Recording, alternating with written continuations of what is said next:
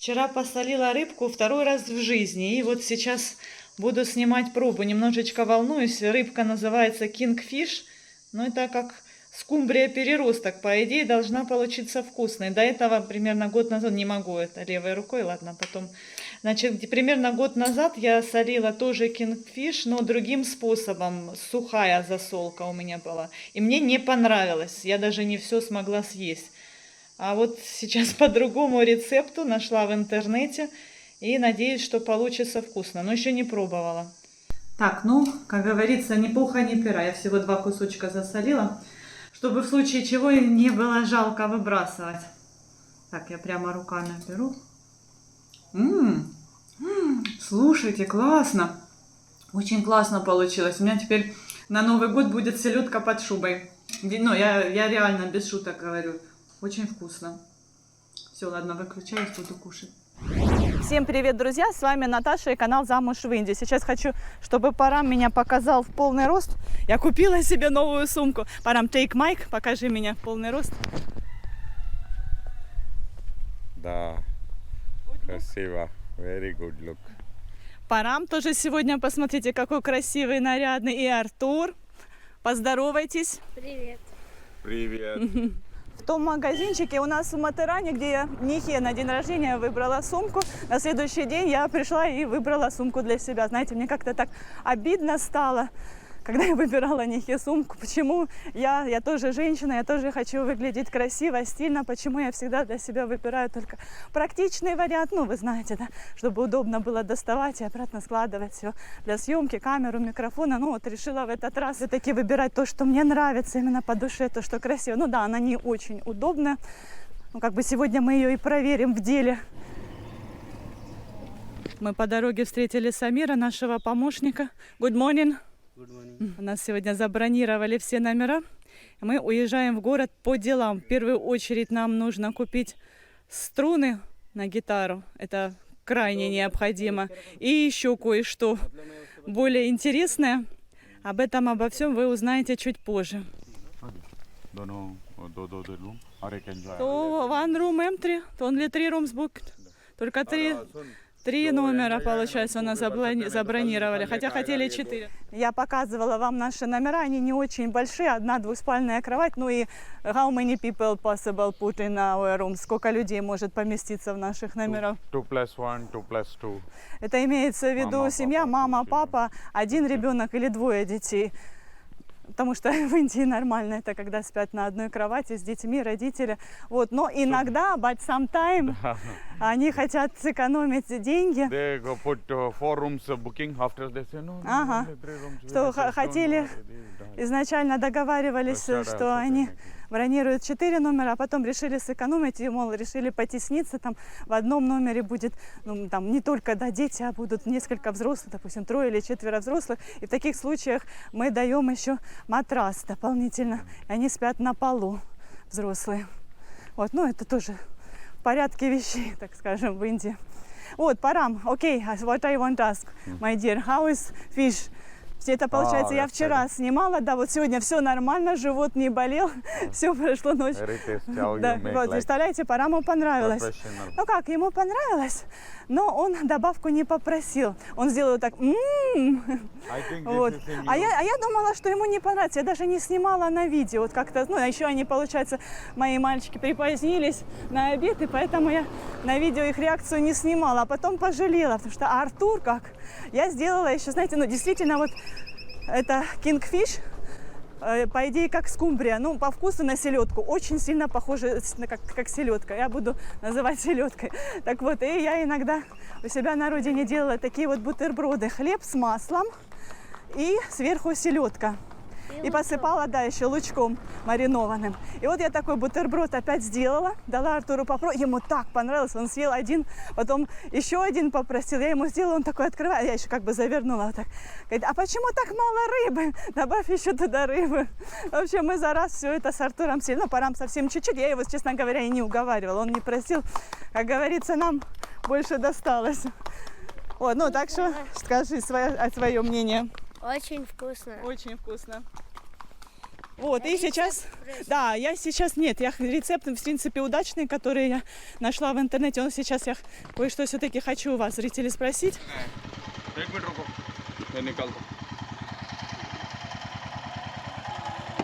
Чтобы скутер достать, Параму пришлось отодвинуть мотоцикл. Вот. Видите, он его здесь поставил. И некоторые люди не могут проехать. Сейчас Парам, получается, должен достать свое и поставить туда обратно чужой мотоцикл. Все. Значит, друзья, у меня вопрос по поводу рыбы.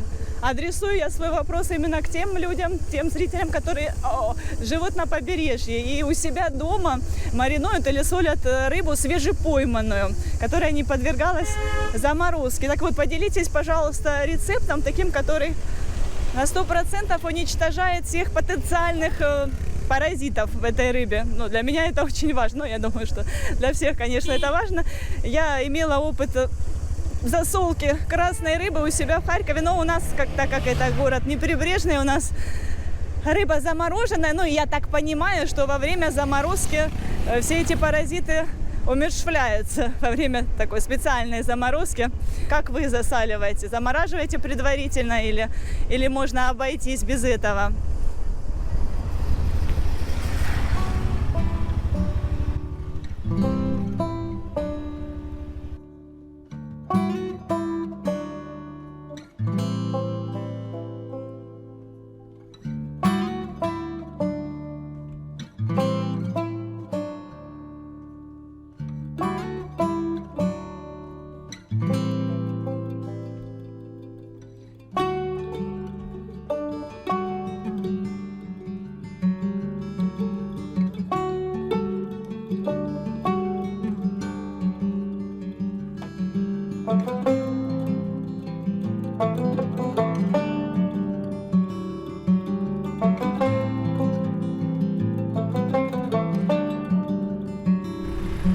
Мы спустились вниз, и сейчас мы находимся в Нероле. Вот сейчас проезжаем знакомую вами улицу. Ну и в основном я всегда только эту улицу и показываю. Здесь находится рядом станция, здесь базарчик, здесь ресторан, который мы часто посещаем. Но на самом деле этот городок не такой уж и маленький. Здесь очень много новых домов.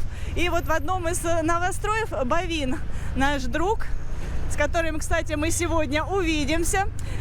Так вот, ну, точнее, не Бавин сам, а его семья покупает квартиру в строящемся доме. Но вот буквально в этом месяце уже должны были его достроить, должны были уже дать ключ. Но это не произошло. По какой причине, нам стало известно. Я вам сейчас расскажу. И, собственно, я уже стала понимать примерно, почему и наша стройка задерживается, почему мы до сих пор не получили квартиру. Что, мужчина? Это он мне показывает? He show for me, Parama? And what this means? Что это значит? То есть это типа хай. А мне что-то, ну да, как бы хай немножко по-другому обычно показывает. Я подумала, если ну, какой-то знак показывает, типа что-то я нарушаю или... Парам считает, что он выпивший, поэтому такая вот у него была реакция странная. Окей, you know him? Вот, но это все старый, да нет, Парам его не знает, но он читает по лицам, он очень хорошо, да, может делать анализ по внешности, по поведению, как психолог настоящий.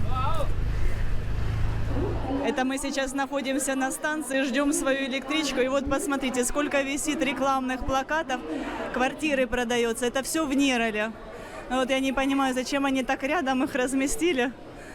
Здесь, вон еще один, и все рядом, чтобы уже 100% заметить. И вот, посмотрите, одно и то же висит буквально в нескольких метрах. Застраивается наш Нерол.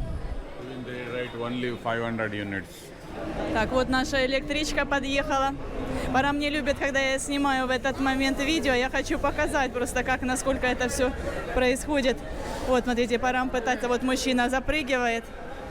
И Парам тоже вот запрыгнул. Вы видите, запрыгнул на ходу, чтобы успеть занять место для нас. Чтобы мы... Давай, Артур, где папа? Ищи глазками. Ну, иди, чтобы мы не стояли. А, нет, посмотрите, не успел. Не успел Парам. Будем стоять. Ну, какое-то время постоим вообще здесь. Здесь так положено. Вот видите, здесь неспроста вот люди вот так вот становятся, потому что те, кто сидят, через какое-то время уступают тем, кто стоит вот рядом. А Артур, вот смотрите, тут приткнулся. Приткнулся. Нормально, удобно. Вот, ну и по поводу квартир я хочу вам объяснить. Значит, Парам что сказал. Тут написано, там всего 5000 квартир в этом жилом комплексе, а пишут на рекламном плакате, что, мол, осталось всего 500 непроданных квартир. Давайте быстрее, быстрее, быстрее покупайте. Они специально так пишут, чтобы навести ажиотаж на людей, чтобы люди думали, ой, боже мой, я не успею, надо бегом-бегом покупать квартиру. Вот, ну ладно, про квартиру я позже расскажу, потому что здесь шумно. Значит, мне сейчас Парам говорит, Наташа, ты неправильно стоишь, я, получается, в основном проходе стою, а нужно, говорит, обязательно вот куда-то сюда втиснуться, тогда 100% мне уступят место. Вот как Парам сейчас я покажу, видите, он встал. Вот, и скоро придет его очередь сидеть. И здесь вот тоже мужчина с женщиной стоят. И надо и мне тоже найти такое местечко. Может быть, я сейчас рядом с Парамом и встану. Мне однажды в комментариях кто-то написал, ну, один добрый человек, что, мол, почему это Артур такой здоровый пацан, почему он сидит, а ты, мол, стоишь, он должен маме уступить место. Так вот, я сейчас покажу, но обычно вот ему, если достается место в такой ситуации, то это вот сколько. Там, я не знаю, наверное, не получится показать, но там буквально пару сантиметров. В общем, моя пятая точка туда, даже половина моей пятой точки туда не влезет. Это исключено. Иногда, когда нам повезет сесть, и, например, на следующей станции заходит семья с ребенком, я в таких случаях или Парам берет Артура к себе на руки, я беру этого чужого ребенка к себе на руки, ну и нормально индийцы, родители к этому относятся, дети тоже садятся с удовольствием. Вот. А ну, тяжело, очень тяжело, 2,5 часа стоя проехать, тем более детям. Было такое, но особенно на обратном пути, вообще у меня уже ноги подкашиваются. Было такое, что я садилась прямо на пол. На полу ехала, сидела, и Артур тоже рядом. Потому что, ну, это нереально. Все, доехали. Вот наша остановочка. Я не снимала, но удалось нам сесть. О, посмотрите, проверяют билеты. Это очень редко происходит, но периодически. Так что зайцами лучше не кататься в индийских поездах, иначе это грозит штрафом крупным.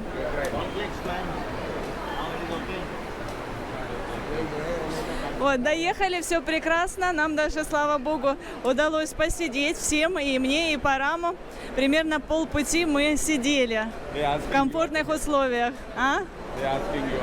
Да, я как бы не успела в тот момент достать камеру. Ко мне прицепились, я немножечко отстала. Вот, спрашивали, прежде всего, мой билет. Я как вызвала подозрение у этого мужчины. Они выборочно останавливают кого-то. Иногда бывало такое, что и в вагон заходили.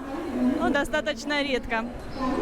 Но все равно лучше не рискуйте. Покупайте всегда билеты. Ну все, давайте, заходите. Come on, guys.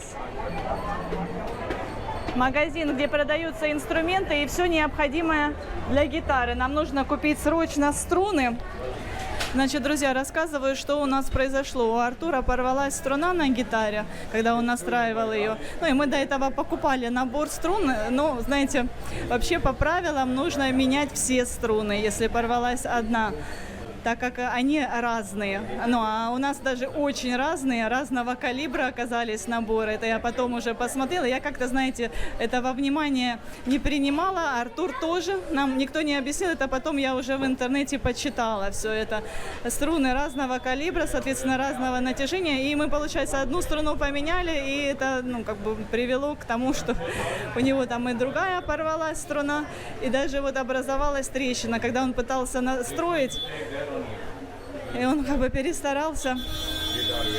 На подножке образовалась трещина. Ну, как наша преподавательница, с которой он онлайн занимается, сказала, что, в принципе, это не критично, там совсем чуть-чуть.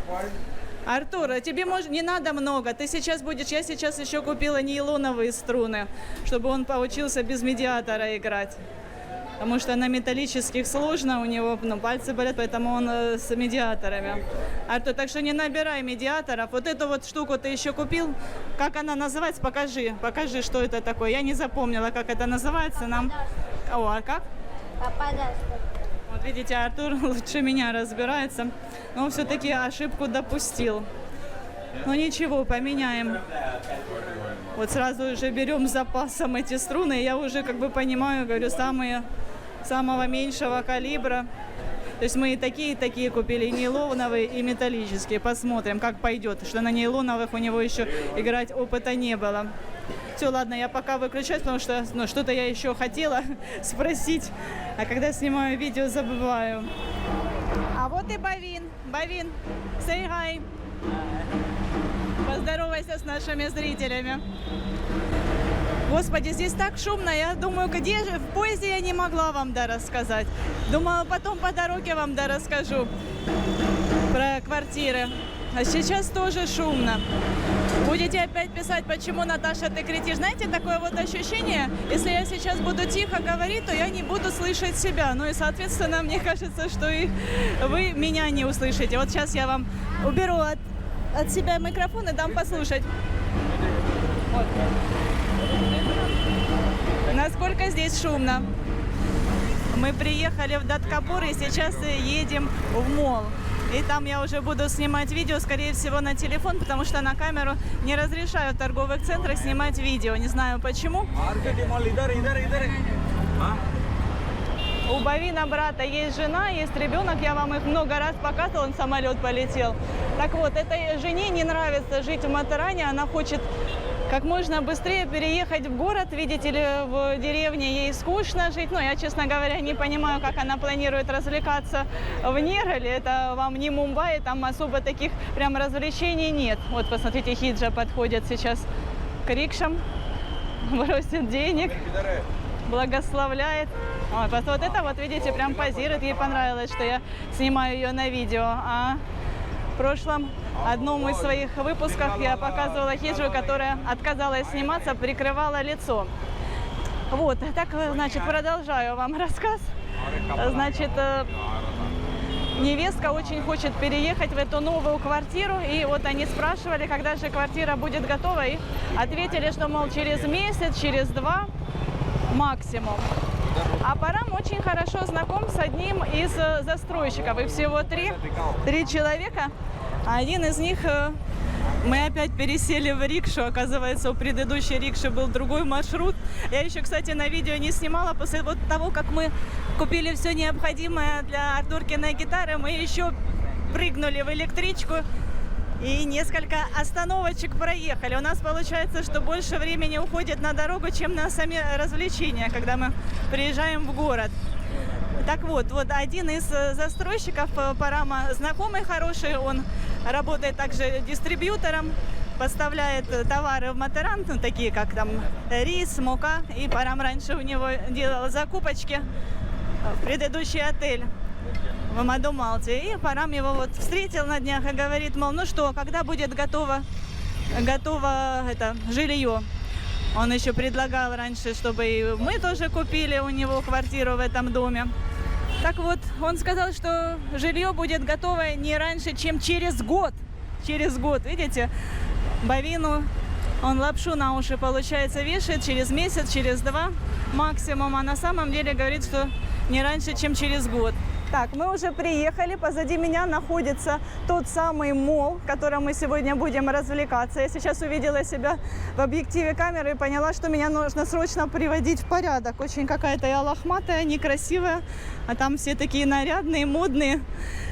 Так вот, друзья, этот застройщик объяснил Параму, почему так, почему они тянут. Там же совсем немножечко осталось. Я видела этот дом, в котором Бавина семья покупает квартиру. Ну, буквально уже там практически все готово. Но они специально тянут, потому что они еще не распродали квартиры. Оказывается, нужно продать не меньше 70% квартир, а потом уже сдавать. Иначе потом очень сложно будет.